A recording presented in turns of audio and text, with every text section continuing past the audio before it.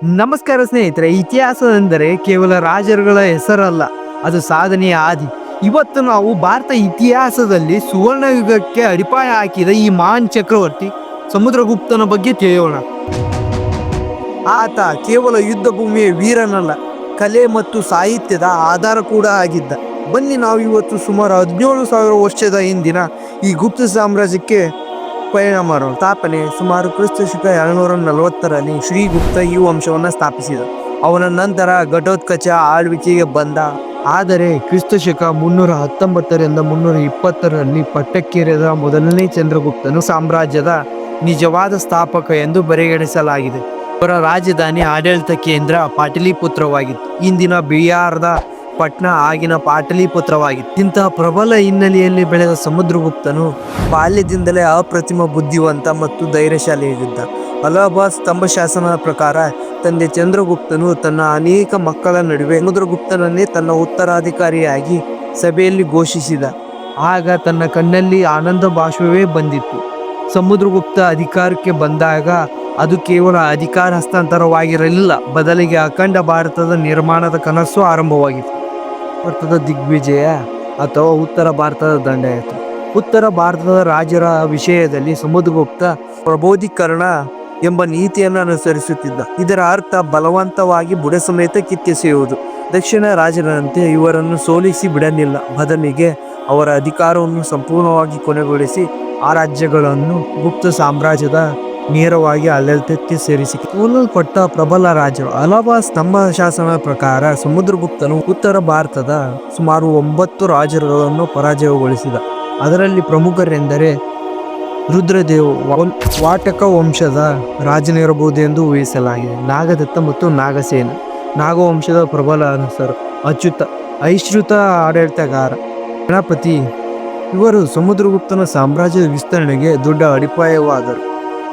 ಈ ದಿಗ್ವಿಜಯದ ನಂತರ ಗುಪ್ತ ಸಾಮ್ರಾಜ್ಯದ ಗಡಿಯು ಗಂಗಾ ಯಮುನಾ ಬಯಲು ಪ್ರದೇಶದಿಂದ ಹಿಡಿದು ಪಶ್ಚಿಮದ ಪಂಜಾಬ್ ಮತ್ತು ಪೂರ್ವದ ಬಂಗಾಳದವರೆಗೆ ಹರಡಿತ್ತು. ಇದು ಭಾರತದಲ್ಲಿ ಒಂದು ಪ್ರಬಲ ಬಲಿಷ್ಠ ಕೇಂದ್ರೀಕೃತ ಆಡಳಿತ ವ್ಯವಸ್ಥೆಗೆ ದಾರಿ ಮಾಡಿಕೊಟ್ಟಿತು.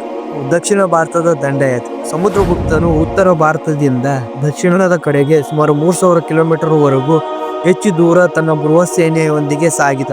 ಕಾಡು ಮೇಡುಗಳನ್ನು ದಾಟಿ ಇಂದಿನ ಒಡಿಶಾ, ಆಂಧ್ರ ಪ್ರದೇಶ ಮತ್ತು ತಮಿಳುನಾಡುವರೆಗೂ ಆತನ ವಿಜಯಯಾತ್ರೆ ಸಾಗಿತ್ತು. ಈ ಹಾದಿಯಲ್ಲಿ ಆತ ದಕ್ಷಿಣದ 12 ಪ್ರಬಲ ರಾಜ್ಯಗಳನ್ನು ಸೋಲಿಸಿದ್ದ. ಆ ರಾಜರುಗಳಲ್ಲಿ ಪ್ರಮುಖರೆಂದರೆ ಕಂಚಿಯ ವಿಷ್ಣುಗೋಪ ಮತ್ತು ವೆಂಗಿಯ ಅಸ್ಥಿವರ್ಮ ಸೇರಿದ್ದರು. ಆತ ಬರೀ ದಂಡಯಾತ್ರೆ ಮಾಡಲಿಲ್ಲ, ಒಂದು 3 ಪ್ರಕಾರಗಳನ್ನು ಅನುಸರಿಸಿದ. ಮೊದಲನೆಯದು ಗ್ರಹಣ, ಶತ್ರುಗಳನ್ನು ಯುದ್ಧದಲ್ಲಿ ಸೋಲಿಸಿ ಸೆರೆ ಹಿಡಿಯುವುದು. ಮೋಕ್ಷ, ಸೋತ ರಾಜರುಗಳನ್ನು ಬಂಧನದಿಂದ ಬಿಡುಗಡೆ ಮಾಡುವುದು. ಅನುಗ್ರಹ, ರಾಜ್ಯಗಳನ್ನು ಅವರಿಗೆ ಮರಳಿ ನೀಡಿ ತನಗೆ ಸಾರ್ವಭೌಮತ್ವವನ್ನು ಒಪ್ಪಿಕೊಡುವಂತೆ ಮಾಡುವುದು. ಇವರು ತಂತ್ರದ ಹಿಂದೆ ಒಂದು ಚಾಣಾಕ್ಷತನ ಬುದ್ಧಿ ಇತ್ತು. ಸಮುದ್ರಗುಪ್ತನಿಗೆ ತಿಳಿದಿತ್ತು, ಪಾಟಲಿಪುತ್ರದಿಂದ ಸಾವಿರಾರು ಮೈಲಿ ದೂರ ಇರುವ ಈ ದಕ್ಷಿಣ ರಾಜ್ಯಗಳನ್ನು ನೇರವಾಗಿ ಆಳುವುದು ಅಸಾಧ್ಯ ಮತ್ತು ಆರ್ಥಿಕ ಹೊರೆ ಎಂದು. ಅದಕ್ಕಾಗಿ ಆತ ಅವರನ್ನು ತನ್ನ ಸಾಮಂತ ರಾಜರನ್ನಾಗಿ ಮಾಡಿಕೊಂಡು, ಇದರಿಂದ ಆತನಿಗೆ 2 ಲಾಭವಾಗ್ತಿತ್ತು. ದಕ್ಷಿಣ ರಾಜ್ಯರಿಂದ ನಿರಂತರವಾಗಿ ಕಪ್ಪ ಕಾಣಿಕೆ ಹರಿದು ಬರುತ್ತಿತ್ತು. ದಕ್ಷಿಣದಲ್ಲಿ ಆತನ ಹೆಸರಿಗೆ ಗೌರವ ಮತ್ತು ಅಧಿಕಾರ ಎರಡೂ ಸಿಗುತ್ತಿತ್ತು. ತದನಂತರ ಅಶ್ವಮೇಧ ಯಾಗ. ಈ ಎಲ್ಲಾ ದಿಕ್ಕುಗಳಲ್ಲಿ ವಿಜಯ ಸಾಧಿಸಿದ ನಂತರ ಸಮುದ್ರಗುಪ್ತನು ಪ್ರಾಚೀನ ಭಾರತದ ಅತ್ಯಂತ ಶ್ರೇಷ್ಠ ವಿಧಿಯಾದ ಅಶ್ವಮೇಧ ಯಾಗವನ್ನು ಪುನರ್ಜೀವಗೊಳಿಸಿದ. ಇದರ ಅರ್ಥ, ಇದು ರಾಜನ ಅಪ್ರತಿಮ ಶಕ್ತಿಯ ಸಂಕೇತ. ಯಾಗದ ಕುದುರೆಯನ್ನು ಬಿಟ್ಟಾಗ ಅದು ಹೋದ ಕಡೆಯಲ್ಲಿದ್ದ ರಾಜರು ಸಮುದ್ರಗುಪ್ತನ ಅಧಿಕಾರವನ್ನು ಒಪ್ಪಿಕೊಳ್ಳಬೇಕಾಯಿತು, ಇಲ್ಲದಿದ್ದರೆ ಅವರ ಜೊತೆ ಯುದ್ಧ ಮಾಡಬೇಕಾಯಿತು. ಇದರ ನೆನಪಿಗಾಗಿ ಈ ಸಂದರ್ಭದಲ್ಲಿ ಆತ ವಿಶೇಷ ಚಿನ್ನದ ನಾಣ್ಯವನ್ನು ಹೊರಡಿಸಿದ. ಅದರ ಮೇಲೆ ಅಶ್ವಮೇಧ ಪರಾಕ್ರಮ್ ಎಂದು ಬರೆಸಿದ್ದ. ಅಲಹಾಬಾದ್ ಸ್ತಂಭ ಶಾಸನ. ಸಮುದ್ರಗುಪ್ತನ ಬಗ್ಗೆ ತಿಳಿಯಲು ಇರುವ ಅತಿ ದೊಡ್ಡ ಆಧಾರವೇ ಈ ಅಲಹಾಬಾದ್ ಸ್ತಂಭ ಶಾಸನ. ಕವಿ ಹರಿಶ್ರೇಣ ಸಮುದ್ರಗುಪ್ತನ ಆಸ್ಥಾನದ ಕವಿ ಮತ್ತು ಮಂತ್ರಿ. ಹರಿಶ್ರೇಣನು ಇದನ್ನು ಸಂಸ್ಕೃತ ಭಾಷೆಯಲ್ಲಿ ರಚಿಸಿದ. ಇದರಲ್ಲಿ ಸಮುದ್ರಗುಪ್ತನ ವಂಶಾವಳಿ, ಆತಗಿದ್ದ ರಾಜ್ಯಗಳು ಮತ್ತು ಆತನ ಬಹುಮುಖ ಪ್ರತಿಭೆಯನ್ನು ಶ್ಲೋಕದ ರೂಪದಲ್ಲಿ ಕೆತ್ತಲಾಗಿತ್ತು.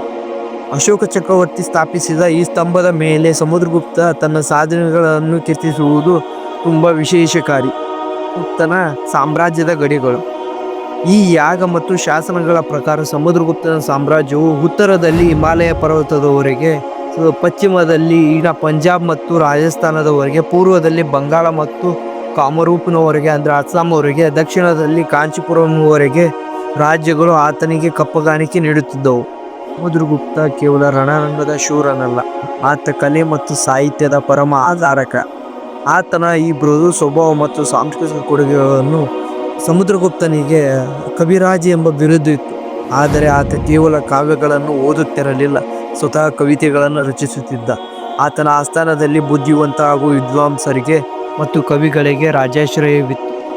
ಆತನ ಸಂಗೀತ ಪ್ರೇಮ ಎಷ್ಟಿತ್ತೆಂದರೆ ದೇವತೆಗಳ ಗಾಯಕರಾದ ನಾರಾಯಣ ಮತ್ತು ತಂಬೂರನು ಆತನ ಸಂಗೀತ ಜ್ಞಾನದಿಂದ ನಾಚಿಸಬಲ್ಲವನಾಗಿದ್ದನು ಎಂದು ಶಾಸನಗಳಲ್ಲಿ ವರ್ಣಿಸಲಾಗಿದೆ. ತದನಂತರ ನಾಣ್ಯದ ವೈಶಿಷ್ಟ್ಯ ಮತ್ತು ಕಲೆ. ಗುಪ್ತರ ಕಾಲವನ್ನು ಸುವರ್ಣಯುಗ ಎನ್ನಲು ಸಮುದ್ರಗುಪ್ತನು ಹೊರಡಿಸಿದ ಈ ಚಿನ್ನದ ನಾಣ್ಯವೂ ಒಂದು ಕಾರಣ. ಆತ ಸುಮಾರು 7 ವಿಧದ ನಾಣ್ಯಗಳನ್ನು ಚಲಾವಣೆಗೆ ತಂದಿದ್ದ. ಅದರಲ್ಲಿ ಪ್ರಮುಖವೆಂದರೆ ವೀಣಾಧಾರಿ ನಾಣ್ಯ. ಈ ನಾಣ್ಯದಲ್ಲಿ ರಾಜನ ಮಂಚದ ಮೇಲೆ ಕುಳಿತು ವೀಣೆಯನ್ನು ಹಿಡಿಯುತ್ತಿರುವುದು ಕೆತ್ತಲಾಗಿದೆ. ಇದರ ಅಭಿಮಾನಕ್ಕೆ ಸಾಕ್ಷಿಯಾಗಿದೆ. ಧನುರ್ಧಾರಿ ನಾಣ್ಯ. ಇದರಲ್ಲಿ ರಾಜನು ಬಿಲ್ಲು ಬಾಣ ಹಿಡಿದು ನಿಂತಿರುವುದನ್ನು ಆತನ ಶೌರ್ಯಕ್ಕೆ ಸಾಕ್ಷಿಯಾಗಿದೆ. ವ್ಯಾಘ್ರ ಪರಾಕ್ರಮ ನಾಣ್ಯ. ರಾಜನು ಹುಲಿಯನ್ನು ಕೊಲ್ಲುತ್ತಿರುವ ಚಿತ್ರಣವಿದ್ದು ಆತನ ಧೈರ್ಯವನ್ನು ತೋರಿಸುತ್ತದೆ. ನಂತರ ಸಮುದ್ರಗುಪ್ತನು ಹಿಂದೂ ಧರ್ಮದ ಅನುಯಾಯಿಯಾಗಿದ್ದನು. ಇತರ ಧರ್ಮಗಳ ಬಗ್ಗೆ ಅಪಾರ ಗೌರವವನ್ನು ಹೊಂದಿದ್ದ. ಸಿಂಹಳದ ರಾಜ ಮೇಘವರ್ಮನು ಬೌದ್ಧಯೋಗದಲ್ಲಿ ಬೌದ್ಧ ವಿಹಾರಗಳನ್ನು ಕಟ್ಟಲು ಅನುಮತಿ ಕೇಳಿದಾಗ ಸಮುದ್ರಗುಪ್ತನು ಸಂತೋಷದಿಂದ ಒಪ್ಪಿಗೆ ನೀಡಿದ್ದನು. ಇದು ಆತನ ವಿಶಾಲ ಮನೋಭಾವವನ್ನು ತೋರಿಸುತ್ತದೆ. ಇಲ್ಲಿವರೆಗೂ ನಾವು ಸಮುದ್ರಗುಪ್ತನ ದಿಗ್ವಿಜಯಗಳನ್ನು ಮತ್ತು ಆತನ ಕಲಾಭಿಮಾನದ ಬಗ್ಗೆ ತಿಳಿದಿದ್ದೇವೆ. ಆದರೆ ಈ ಎಲ್ಲ ಫಲವಾಗಿ ಭಾರತಕ್ಕೆ ಸಿಕ್ಕಿದ್ದೇನು? ಅದುವೇ ಸುವರ್ಣಯುಗ. ಸಮುದ್ರಗುಪ್ತನು ಸ್ಥಾಪಿಸಿದ ಸ್ಥಿರವಾದ ಆಡಳಿತ ವ್ಯವಸ್ಥೆ ಭಾರತದ ಆರ್ಥಿಕ ಸಮೃದ್ಧಿ ಮತ್ತು ಬೌದ್ಧಿಕ ಬೆಳವಣಿಗೆಗೆ ದಾರಿ ಮಾಡಿಕೊಟ್ಟಿತು.